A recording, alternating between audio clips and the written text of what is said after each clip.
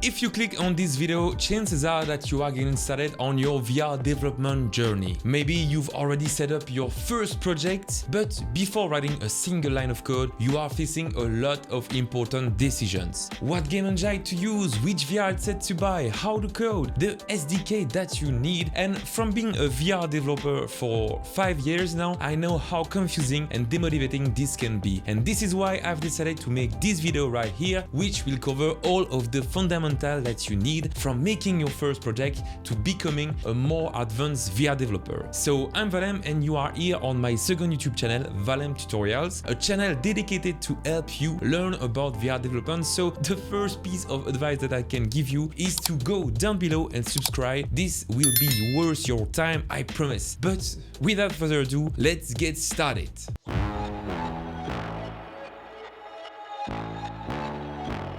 So, what is virtual reality? Okay, I know that some people are probably rolling their eyes that I'm explaining this, but I want to put everybody on the same page. And you will see this will be very important for the next part of this video. So, what is virtual reality? A definition that I really like is this. Virtual reality is an immersive experience in a virtual and interactable environment. And I really like this definition because it contains the three fundamentals of VR: the immersion, the environment, and the interaction. These are the three goals that you will have to keep in mind as a VR developer.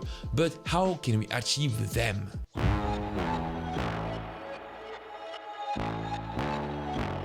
Let's talk about the first one, the immersion. So the current state of VR, use a VR headset similar to this one. There are dozens of VR headsets available on the market that can vary in price, resolution, field of view, refreshment rate, and so on. But as a VR developer, what we really need to know is this. First is the VR headset 3 degrees of freedom, which means that you can only rotate your head like the Oculus Go, the Pico G2 or the Google Cardboard? Or is it 6 degrees of freedom, which means that you can rotate and move your head like the Quest 2 that I have over there? Where this is important is of course that it will influence what kind of game you can make with it. So even if 3 degrees of freedom headsets are nice to view 360 videos, it's going to be really hard to make a O-shaped type of game using that device. And second important factor is the VR headset standalone or connected to a PC. This is important because it will change the platform the headset uses, and this means that there are different settings that you need to take into account. But most importantly, if the headset is standalone, it means that it runs on itself and that you will not have the computer power as a PC. So your goal as a developer will be to optimize your game better, and this is why we see a lot of Quest adaptation that reduce their graphics quality. So finally, the third important question is, what are the headset specific features? And this is something that is not really talked about, but there are capabilities some headsets have that others don't. So for example, the Valve Index has the grip controller that allows you to have a more immersive grabbing, or this one here is the Quest and has great hand tracking capabilities that allow you to interact without the controller. So of course, if you are looking to make a VR game with such specific features, well, this restricts your choice obviously. So what do I recommend? In terms of price and of specific features, it's really hard to beat the Quest 2 right now. Of course, I'm not sponsored by Meta to say this. Mr. Zuckerberg, if you are watching this video, you can leave a comment below so we can settle something out. So with this headset, you have lots of specific features like the hand tracking, the pass-through, and what I really like is that you can use it as a standalone headset on its own, but you can even plug it to your PC with a simple USB-C cable and use it like a PC connected headset that even works with Theme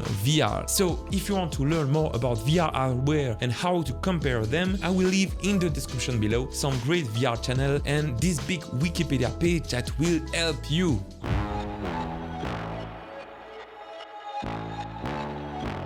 Now that we talked about the immersion, let's focus on the other two parts, the environment and the interaction. So how can we manage both? And the answer is with a game engine. A game engine is a development platform that can handle all aspects of a game, like the physics, the graphics, and this is where we will be able to join together interaction and environment to make our game. So you could code your own game engine, of course, from scratch, but as a beginner, I highly suggest you you to use an already existing game engine. Maybe you've probably heard of at least two, Unreal and Unity. So which one should you choose? Now, I know this is a heated topic among all game developers. You will always hear people complaining about one or the other, but here is the truth. It does not matter. As a beginner, your focus is on making your first project. It's not about the tool, it's about what you make with them. And here, Unreal or Unity are perfect valid options that will be more than enough for you for your first project. Personally,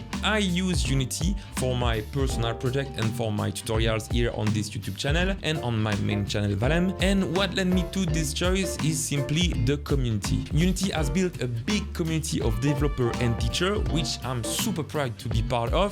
This means that no matter what your issue is, you will always find the resource to fix this. And this is especially useful when getting started. Now, if you like more information about the comparison between Unity and Unreal, I will as well leave some documentation in the description below.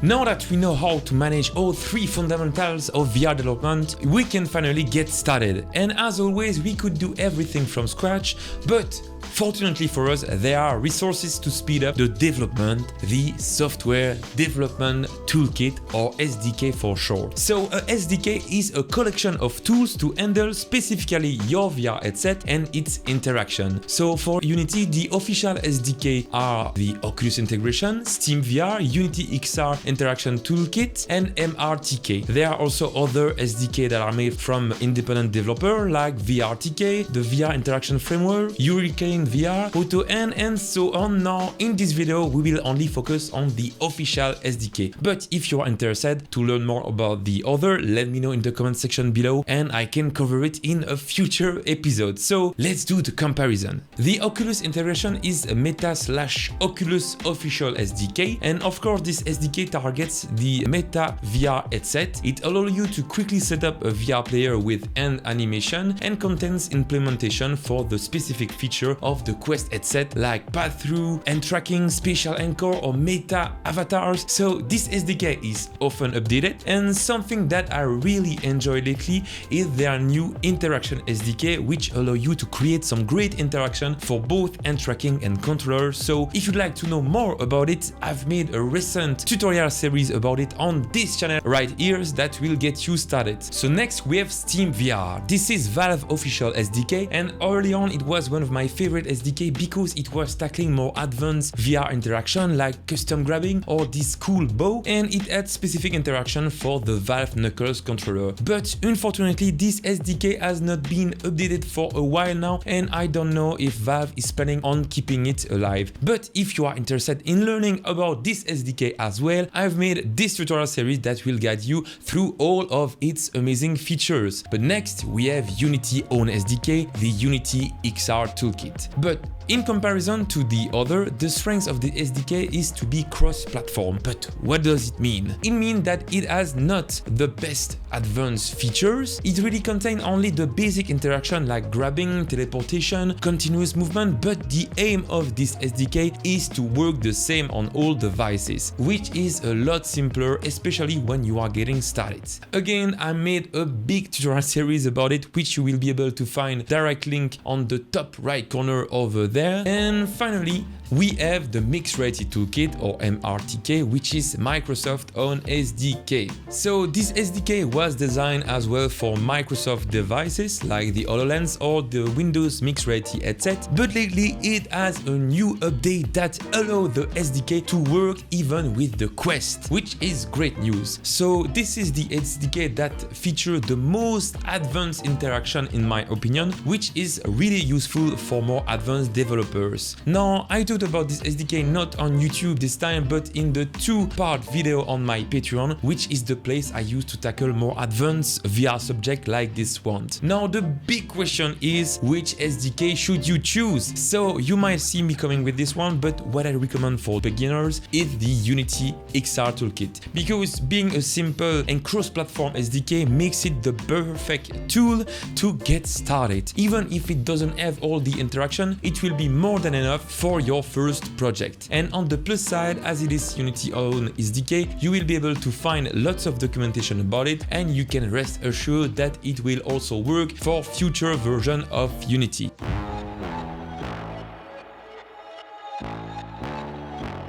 Now, how to become a better developer. At this point, by following the tutorial I've already mentioned, you have everything for your own project. And congratulations, now you can get creative, and if you need inspiration for a project, a good place to start is by joining a game jam. So a game jam is a game developer competition where the goal is to create a game in a short amount of time around a specific theme. So it's the perfect place to challenge yourself and get ideas for your own project. You can also find some game jam available on this dedicated itch.io page that you will find in the description below. And I'm also hosting the VR jam every year, which might see a comeback this year, so stay tuned. Of course, there comes a time where you will need to code your own interaction. Now, if you already know a little bit about programming, this will not be a problem for you by following the tutorial that you will find. But if you haven't, well, I have a great news for you as well. It does not matter. Both Unity and Unreal have visual scripting, which allow you to program simply by connecting nodes, and which is again more than enough when getting started.